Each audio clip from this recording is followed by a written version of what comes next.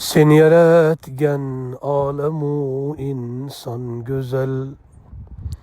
Seni yaratgan alemu inson güzel. Seni yuborgan Mustafa Kur'an güzel.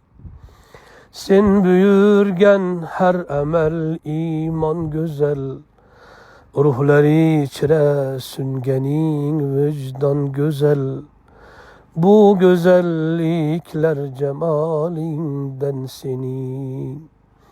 Bu güzellikler cemalinden senin. Her işin, her sözü ahkamın büyük. Hem cezayin hem de inamın büyük. Kılgenin insanga ikramin büyük. Cennetindeki dini İslam'ın büyük. Bu büyüklükler celalinden senin. Bu büyüklükler celalinden senin.